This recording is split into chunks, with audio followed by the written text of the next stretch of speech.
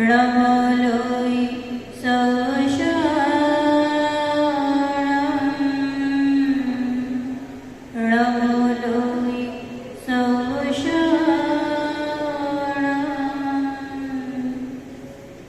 जगन्नाथ परम सिद्ध परमेष्ठी भगवान की 24 तीर्थंकर भगवान की 1000 श्री चैतन्य चमत्कारी चिंतामणि पार्श्वनाथ भगवान की वर्तमान शासन नायक श्री वर्धमान स्वामी की परम पूज्य आचार्य भगवान मानतंग स्वामी की परम पूज्य गणाचार्य गुरुदेव राम सागर जी महाराज की परम वंदनीय 3 कम 9 करोड़ महामुनि राजा की पूज्य गण्य विश्वास श्री माता जी की परम पूज्य का 105 जी की बोले आर का संघ की वर्तमान शासन नायक श्री वर्धमान स्वामी के शासन का राजकाज हम सभी उनके पावन पीयूष अमृत वाणी का भक्तांबर जी के माध्यम से रसपान कर रहे हैं। जिसने माँ जिनवाणी को अपने हृदयासन पर विराजमान किया है, माँ जिनवाणी ने उसे 3 लोक के शिखर पर विराजमान किया है। अनादिकाल से लगे जन्म जरा मृत्यु रूपी महारोगों को यदि कोई शमन करने में समर्थ है तो वह है माँ जिनवाणी। माँ जिनवाणी बहुत विशाल रूप में खिली थी, लेकिन हमारे पास आते आते अंश रूप में बची। जैसे मैं यहाँ बैठी हूँ और बाहर एक बर्फ का बहुत बड़ा गोला रखा हुआ, लेकिन उस गोले को उठाकर मेरे पास तक लाना है, लेकिन कोई डायरेक्ट लेके नहीं आएगा। जो लाइन से सभी बैठे हुए हैं, एक हाथ से दूसरे हाथ में, दूसरे से तीसरे हाथ में, और जब तक वो मेरे पास तक आया तो गीला हाथ बचा। बर्फ का जो गोला था वह सबके हाथों हाथों में आते आते पूरा पिघल गया, समाप्त हो गया। तो ठीक ऐसे ही जितनी भगवान की दिव्य ध्वनि खिली थी उतनी गणधर झेल नहीं पाए, और जितनी उन्होंने झेली थी उतनी वो बता नहीं पाए, और जितनी उन्होंने बतलाई उतनी हम आचार्य ग्रहण नहीं कर पाए, और जितनी आचार्यों ने ग्रहण की उतनी वो लिपिबद्ध नहीं कर पाए, और जितनी उन्होंने लिपिबद्ध की है उतनी हमारे पास है नहीं। क्योंकि सभी को पता है बौद्धों के समय में 6 माह तक लगातार हमारे श्रुत की, हमारे आगम की, हमारी जिनवाणी की होली जलती रही। अब 6 महीने तक लगातार आगम की होली जलती रही। अब कितना आगम बचा? तो जितना हमारे पास बचा है उतना आज उपलब्ध नहीं है, और जितना आज उपलब्ध है उतना हम पढ़ नहीं पाएंगे, और जितना पढ़ पाते हैं उतना हम अपने आचरण में उतार दें। अब बताइए आपके पास कितनी जितवाणी है, कितना ज्ञान है, कितना ज्ञान है? कुछ भी ज्ञान है। लेकिन उसके बाद भी यदि किसी को थोड़ा सा आगम का ज्ञान हो जाता है तो अहंकार उठ जाता है, अरे वो बहुत ज्ञानी है, उनको बहुत आता है। क्या आता है? भगवान की दिव्य ध्वनि खुली थी, उसका अंश मात्र भी हमारे पास इतना भी नहीं है। तो कल हम सभी ने देखी थी भक्तांबर जी का प्रथम काव्य, और इसका द्वितीय मंत्र है ओम ह्रीम अरहम नमो जणाणम। इसकी जाप करने से, पाठ करने से किसी भी प्रकार की बाधाएं हो, वह सब बाधाएं इस मंत्र का जाप करने से दूर हो जाती है। बहुत सारे लोग आते हैं, माती बहुत परेशान है, क्या करें?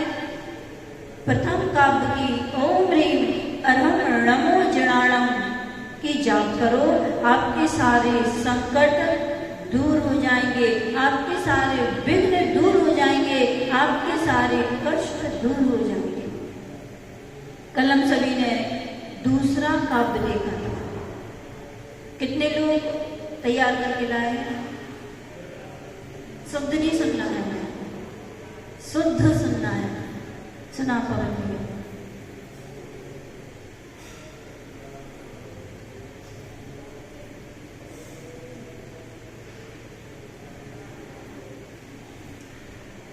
यह संतुतः सकलवान्मय तत्त्वबोधा तत्व यह संतुतः सकलवान्मय तत्त्वबोधा बुद्ध बुद्धि पटुवे सुरलोकनाथे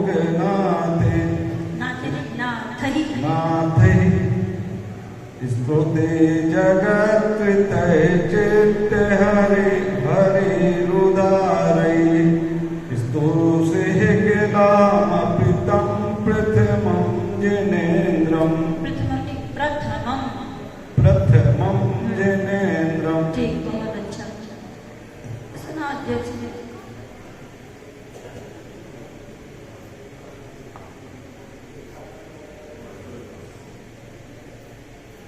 संस्कृता सकलवान्मय तत्त्वबोधा तत्व नहीं बोला, तत्व। यह संस्कृता सकलवान्मय तत्त्वबोधा भूत भूति पटुईश्वर लोकनाथे स्तुते जगत्तितय चित्र हरै उदारै स्तुते किलाय प्रथमं जिनेन्द्रम। ठीक, बहुत अच्छा।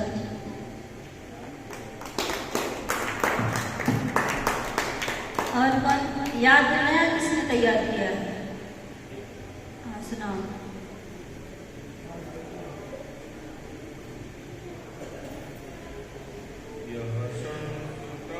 तुता नहीं, तुता।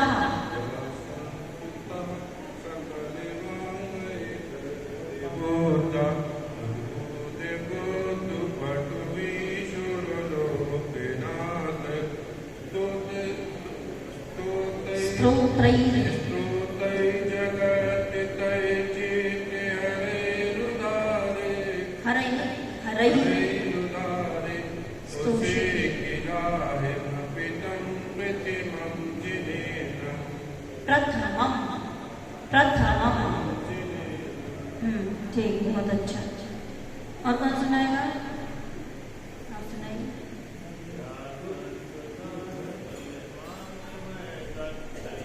तत्व नहीं बोला, आप लोग सब तत्व कह रहे हैं, तत्व नहीं है, तत्व तत्व।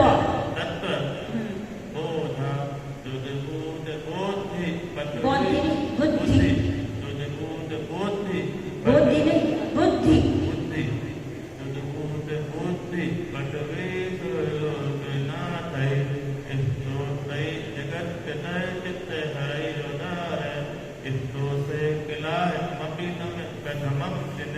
ठीक, सुना राज भैया।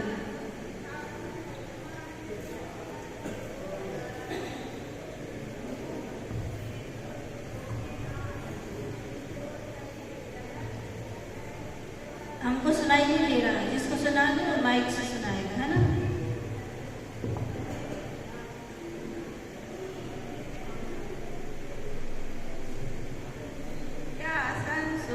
सुता नहीं लिखा है, सुता नहीं लिखा है, तुता। बांड नहीं, वांग। बांड नहीं लिखा है, वांग। तत्व नहीं, तत्व।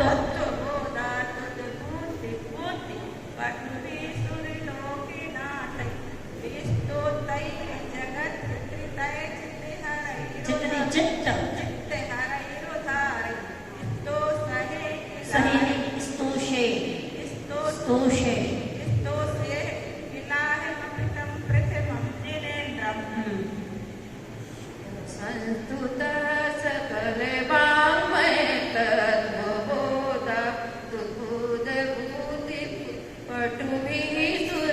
सुरलोकनाथै श्रोत्रैर्जगत्प्रयचित्तहरैरुदारै तोषैकिलाहमपितं प्रथमं जिनेन्द्रम्। चलो किलाह किलाह किलाह किलाह किलाह किलाहमपितं प्रथमं जिनेन्द्रम्। हाँ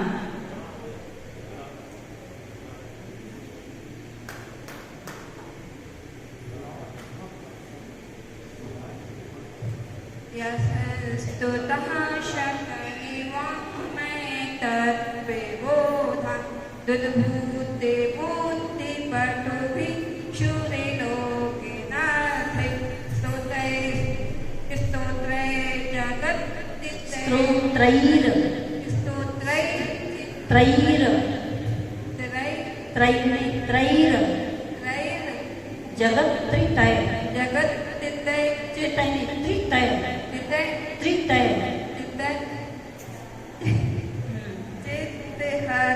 रुदारहि स्तोषे किलाहमपितं प्रथमं जिनेन्द्रम्। और कौन सुनाएगा? सुनाओ।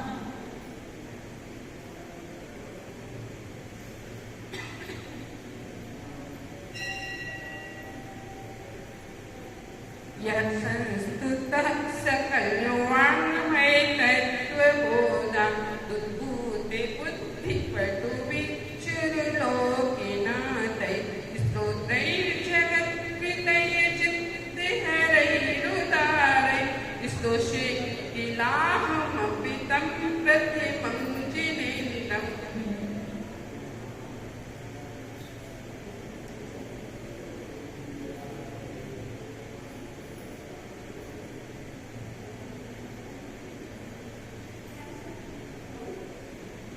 माइक में बोला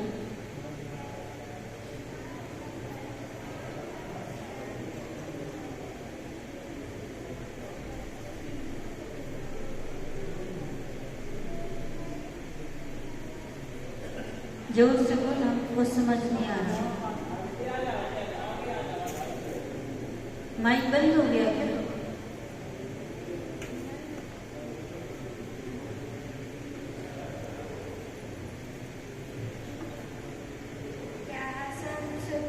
सुता नहीं, यह संस्तुतः सुता नहीं बोलना, तुता हाँ संस्तुतः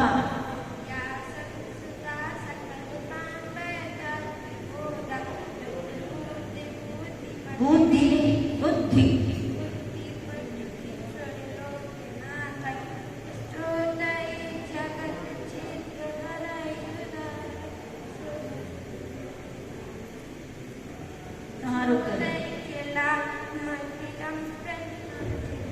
चलो प्रथमम प्रथमम क्या बोले? प्रथमम नहीं है, प्रथमम प्रथमम जिनेन्द्रम जिनेन्द्रम जिनेन्द्रम जिनेन्द्रम।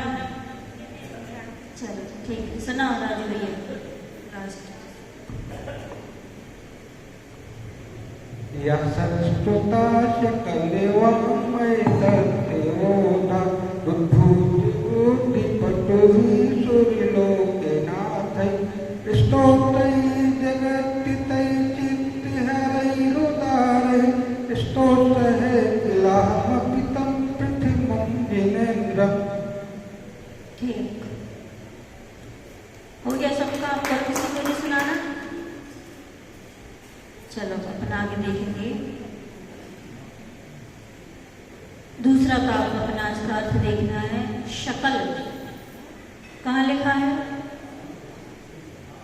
पहली लाइन का तीसरा अक्षर है ना। शकल संपूर्ण, वांगमय, चलो बांग बोले थे, बांग नहीं लिखा है, वांग, वांग, हाँ वांगमय, द्वादशांक रूप जिनवाणी को। हमारी जो जिनवाणी है वह विरोधाभास से रहित है, इसीलिए कहा है अनेकांतमय है। एकांतवादी नहीं है हमारी जिनवाणी। कैसी है? अनेकांतवादी है। इसका कोई विघटन नहीं कर सकता है, इसका कोई तोड़ नहीं कर सकता है। ऐसा नहीं, ऐसा है। एक बार एक जंगल में 5-6 सूरदास पहुंच गए, अंधे व्यक्ति पहुंच गए, और उन्होंने, अब किसी को दिख तो नहीं रहा था 5-6 में, किसी को क्या है कैसे चलते जा रहे थे, तो एक के हाथ में हाथी का सूंड पड़ गया। अब वो चिल्लाने लगा, अरे हाथी तो देखो अजगर जैसा होता है, हाथी अजगर जैसा होता है। एक ने हाथी के पैर पकड़ लिए, वो कहने लगा, अरे हाथी तो मैंने देखा है, हाथी तो खंबे जैसा होता है।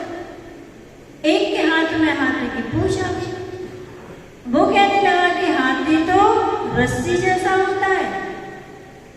एक के हाथी के कान आ गए, वो कहता हाथी तो सूपे जैसा होता है। अब चारों लड़ रहे थे, वो कहता हाथी तो खंबे जैसा है, एक कह रहा था हाथी सूपे जैसा है, एक बोल रहा था हाथी तो पहाड़ जैसा है, एक बोल रहा था हाथी रस्सी जैसा है। सब लड़ रहे थे। और उसके वहीं से एक आंखों वाला व्यक्ति निकला और उसने इन लोगों को लड़ते हुए देख करके कहा कि भाई आप लोग लड़ क्यों रहे हो? तो कहता है कि हाथी खंबे जैसा है, एक कहता हाथी सूपे जैसा, एक कहता हाथी रस्सी जैसा, एक कहते हाथी पहाड़ जैसा है। तो कहता ये सब झूठ बोल रहे हैं, मैं सही बोला, हाथी तो ऐसा है। वो कहता हाथी ऐसा है, वो कहता हाथी ऐसा है। अब वो आंख वाला व्यक्ति कहता भैया आप सब सही बोल रहे हो, हाथी सूपे जैसा भी है, हाथी खंबे जैसा भी है, हाथी पहाड़ जैसा भी है, हाथी रस्सी जैसा भी है, हाथी अजगर जैसा भी है। वो कहते ऐसे कैसे हो सकता है? एक हाथी और इतने तरह का कैसा हो जाएगा? तो उसने समझाया, देखो हाथी पैरों की अपेक्षा खंबे जैसा है, हाथी पूंछ की अपेक्षा रस्सी जैसा है, हाथी पेट की अपेक्षा पहाड़ जैसा है, और हाथी कान की अपेक्षा सूपे जैसा है।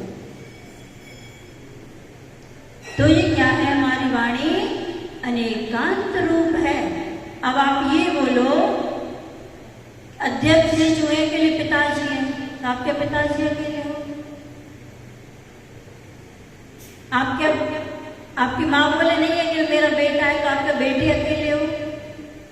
नहीं, आप अपनी माँ की अपेक्षा से पुत्र हो, अपने बेटे की अपेक्षा से पिता हो, अपनी पत्नी की अपेक्षा से आप पति हो, और अपने भांजे की अपेक्षा से आप मामा जी हो। व्यक्ति तो एक ही है, लेकिन उसके साथ में जो अनेकांत लगाया गया है, जहाँ अनेकांत आ जाता है वहाँ एकांत फिर निवास नहीं करता है। तो हमारी जो वांगमय द्वादशांग रूप जिनवाणी माँ है, आगम है, ये विरोधाभास से रहित है, इसमें किसी भी प्रकार का विरोध नहीं होता। यदि हम ये बोलते हैं कि नहीं ये पिता ही है, तो फिर यहाँ पर विरोध हो जाए। माँ लड़ने लगी, नहीं मेरा बेटा है, पति लड़े मेरा पति है, तो यहाँ लड़ाई झगड़े शुरू हो जाएंगे। जहाँ हम अपेक्षा लगा देते हैं वहां से विरोधाभास सब समाप्त हो जाए। तत्व बोधात यथार्थ परिज्ञान से उद्भूत उत्पन्न हुई पटवी बुद्धि की कुशलता वाले। कौन है बुद्धि की कुशलता? सौधर्म इंद्र, उसके पास बहुत बुद्धि है। पटु चतुर है, किसमें? बुद्धि में चतुर है। और वह भगवान की ऐसी भक्ति करता है कि तीनों लोकों के भव्य जीवों के चित्त का हरण कर लेता है। आपने सभी ने पंच कल्याणक आदि में देखा होगा, जब भगवान का जन्म होता है और सची इंद्राणी तीर्थंकर बालक को प्रसूति गृह से जब बाहर लाती है, तो सौधर्मेंद्र उसको भगवान को लेने के लिए सची के सामने याचना करता है। और जब उसके हाथ में आ जाते हैं तो वह भगवान के सामने तांडव नृत्य करता है। 1008 आंख बना करके भगवान की ओर दृष्टिपात करता है, भगवान को निहारता है कि मैं अपने 2 आंखों से देख करके तृप्ति को प्राप्त नहीं हो रहा। भगवान को देखते देखते मुझे तृप्ति नहीं हो रही है। और आप भगवान के सामने जब जाते हो तो दोनों आंख बंद करके खड़े हो जाते। आप भगवान के सामने जब पहुंचते हो, पुण्य समर्पित करते हो और आंख बंद करके खड़े, भैया भगवान दुश्मन है क्या? है? उनको देख कर आंख बंद क्यों कर ली? क्यों कर ली? उनको तो देखना चाहिए। वो आपको बहुत बड़ी शिक्षा दे रहे हैं। आपके मन में कभी विचार नहीं आता कि भगवान हाथ पे हाथ रख के क्यों बैठ गए, पैर पे पैर रख के क्यों बैठ गए, आंखें बंद क्यों कर ली? बंद नहीं है उनकी आंखें, नासाक दृष्टि है। वो अपनी नाक के अग्रभाग को देख रहे हैं। आप लोगों के मन में कोई विचार नहीं आता? वो अरहंत की प्रतिमा आपके लिए बहुत बड़ी शिक्षा दे रही है कि मैंने पैर पे पैर इसलिए रख लिए हैं क्योंकि मैंने तीनों लोकों में भ्रमण करके देख लिया है।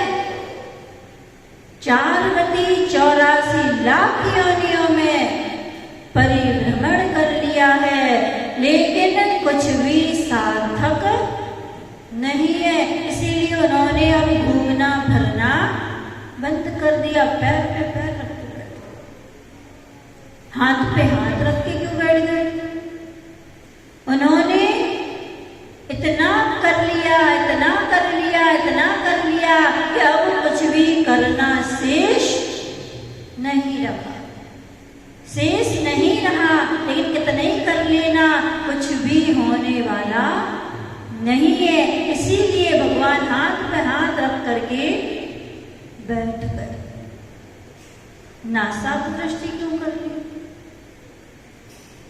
क्योंकि जब भी सुख मिलेगा, जब भी शांति मिलेगी, निज में ही मिलेगी। पर में खोजते रहना, पर में निहारते रहना, कभी शांति नहीं मिलेगी। पर कौन है? आत्म स्वभावम परभाव भिन्नम। आत्मा के स्वभाव को छोड़ करके जितने भी हैं सब क्या है? पर है। जो हमारी आंखों से दिख रहे हैं, जो हमारी आंखों से दृश्यमान है, वो सब पर है। और जो हमें दिख नहीं रहा है वह हमारा है। जो हमारा है वह हमें दिखाई नहीं दे रहा है, और जो हमारे नहीं है वो हमें दिखाई दे रहे हैं। हम सुख की खोज में कहां कहां भटकते, क्या लगता है? आपको प्यास लग रही है, पानी मिल गया तो सुख मिल गया। सुख में और खुशी में क्या अंतर है? सुख में और खुशी में क्या अंतर है? सुख जो होता है वह शाश्वत होता है, सिद्ध भगवान के लिए मिलेगा, अनंत सुख की प्राप्ति। सुख वह है जिसके बाद पुनः दुख प्राप्त ना हो, वह है सुख। खुशी जो हमारी पांचों इंद्रिय और मन की इच्छा पूर्ण होने से जो हमें प्राप्त होता है वह है खुशी। खुशी के बाद दुख प्राप्त हो जाता है, लेकिन सच्चा सुख वह है जो जिसके बाद पुनः दुख प्राप्त ना हो। एक व्यक्ति था और वह सुख की खोज में था। सुख चाहिए, सुख चाहिए, सुख चाहिए, और वह सुख की खोज करते करते जंगल में प्रवेश करता।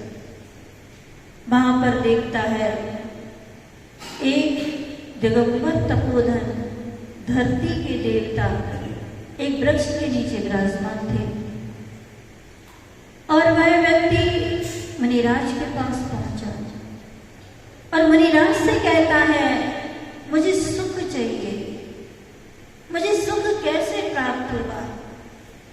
मुनिराज ने सोचा कि इसको शब्दों में बताना बहुत कठिन है। आप मुझसे पूछो माते मुझे सुख चाहिए, मैं आपको कैसे बताऊं कि सुख क्या है? तो उन्होंने कहा कि मैं तुझे ये मंत्र देता हूं और तू इस मंत्र को ले जा करके वहां एक नदी है, उस नदी के तट पर बैठ करके इसकी साधना करना, और तेरी साधना से प्रभावित होकर के एक मगर आएगा, वो तुम्हें सुख का रास्ता बतला देगा। उस व्यक्ति ने सोचा ठीक है, और वह व्यक्ति मंत्र को लेकर के और उस नदी के किनारे बैठ करके साधना करता। एक दिन हो गया, 2 दिन हो गए, 3 दिन हो गए, और लगातार वह जाप करता रहा, और उसके साधना से प्रभावित होकर के एक मगर उस नदी से निकला और उस व्यक्ति से कहता है, तूने मुझे याद किया? वह कहता है, हाँ, मुझे बताया कि तुम मुझे सुख का रास्ता बतलाओगे। सुख कहाँ है? सुख कैसे प्राप्त होगा? वह मगर कहता है, ठीक है, मैं तुम्हें सुख का रास्ता तो बतला दूंगा, लेकिन तुम मेरा एक छोटा सा काम कर दे।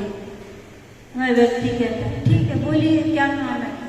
वह कहता है कि तू एक लोटा ले जा और इसमें कहीं से जल भर के ला दे। तो क्यों? मैं बहुत दिनों से प्यासा हूं, मैं बहुत दिनों से प्यासा हूं, तो मुझे एक लोटा पानी ला दे, फिर मैं तुझे सुख का रास्ता बतलाऊंगा। वह व्यक्ति जो था वह हंसने लगा और कहते हैं, आप कैसे मूर्ख हैं? पानी में आप 24 घंटे रहते हैं, फिर भी आप प्यासे हैं। वह मगर कहता है, किसी कवि ने बहुत अच्छी पंक्ति लिखी, आनंद स्रोत बह रहा, मन क्यों उदास है। आनंद स्रोत बह रहा, मन क्यों उदास है। अचरज है जल में रह के भी मछली को प्यास है। अचरज है जल में रह के भी मछली को प्यास है। वह मगर कहने लगा, बहुत आश्चर्य की बात है कि जैसे मैं जल में रह करके प्यासा हूं, तूने कभी अपने अंदर झांक कर देखा है? तूने कभी अपने अंदर दृष्टिपात करके देखा है कि तेरे अंदर सुख का सरोवर बह रहा है?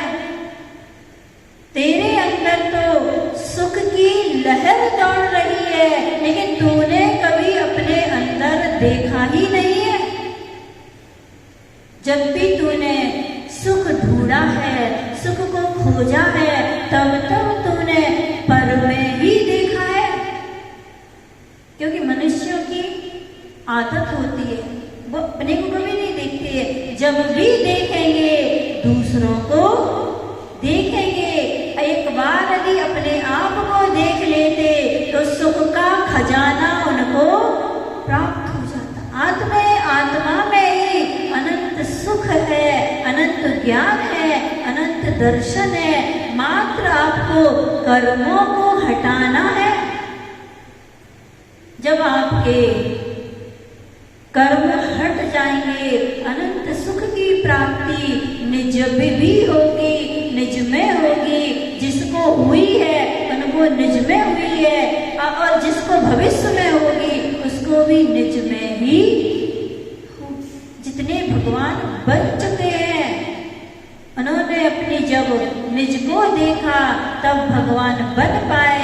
अब जो बनेंगे वो भी निज में ही बनेंगे, और जो भविष्य में बनेंगे वो ही निज में बनेंगे। तो ऐसे सुरलोक नाथई, सुरलोक के स्वामी इंद्र द्वारा जगत त्रय 3 लोकों के चित्त हरई, चित्त को हरण करने वाले उदारही महान स्तोत्रय स्तुति के द्वारा सत्स्तुतः समीचीन रूप से स्तुत किए गए थे। ऐसे प्रथम जिनेन्द्र भगवान, यानी कि प्रथम जिनेन्द्र भगवान कौन है? आदिनाथ भगवान की यह जो ऋषभदेव की तमा उनकी अहम मैं कौन मानतों के आचार्य किल निश्चय से स्तुति करूंगा। विकरण संपूर्ण द्वादशांग के जिनवाणी के यथार्थ परिज्ञान से उत्पन्न हुई है। बुद्धि की कुशलता वाले शुरलोक के स्वामी सौधर्म इंद्र 3 लोकों के चित्त को हरण करने वाली महान स्तुति के द्वारा समीचीन रूप से मैं आचार्य भगवान मानतोंग स्वामी आपकी निश्चय भक्ति करूंगा। निश्चय से, क्योंकि संकल्प में बहुत शक्ति होती है। एक संकल्प लिया जाता है और एक संकल्प दिया जाता है। दिया हुआ संकल्प टूट जाता है, लेकिन लिया हुआ संकल्प दृढ़ता से पालन होता है। जब राम लक्ष्मण सीता वनवास के समय में थे और जो अदर में आती है, उन्होंने कहा था कि जब रामचंद्र जी हिरण को पकड़ने गए थे उस समय लक्ष्मण जो थे सीता माता के लिए राम लक्ष्मण रेखा खींच के गए थे और सीता से बोल रहे थे कि आप इस रेखा के बाहर मत आना। ये संकल्प लक्ष्मण ने सीता को दिया था। आप सभी को पता है कि वो लक्ष्मण रेखा पार होने के कारण सीता का हरण हो गया था। और एक संकल्प सीता ने अशोक वाटिका में लिया था। उन्होंने एक छोटे से तृण को रावण के सामने रख दिया था और बोल दिया था कि तू इस तृण के अंदर मत आना। संकल्प किया था कि जब तक मुझे राम लक्ष्मण की कुशल समाचार नहीं मिलेगा तब तक मैं चारों प्रकार के अन्न जल का त्याग करती हूँ। उस संकल्प को कोई तोड़ नहीं पाया, क्योंकि वह संकल्प लिया गया था। और जब 11वें दिन हनुमान जी राम लक्ष्मण के कुशल समाचार को लेकर के आए थे, उस दिन सीता ने विभीषण के महलों में अन्न ग्रहण किया था। एक संकल्प मैं दूं आप लोगों को कि भाई आलू प्याज मत खाना, ये नियम आपका टूट जाए। और एक आप अपनी इच्छा से लोगे कि माता जी आज से मैं गणित का त्याग करता हूं, तो यह नियम आप कैसी स्थिति में, कैसी परिस्थिति में इस नियम का दृढ़ता से पालन करो। ताचलवन मातंग स्वामी भी संकल्प करके और आदिनाथ भगवान की भक्ति कर रहे थे, तो उनके उस नियम को कोई तोड़ नहीं पाया। अब निकालेंगे अपन, समय हो गया है आपका। तीसरा काव्य, दूसरे काव्य का रिद्धि मंत्र है ओम ह्रीम अर्हं नमो ओहि जीर्णाणम। इस काव्य का जाप का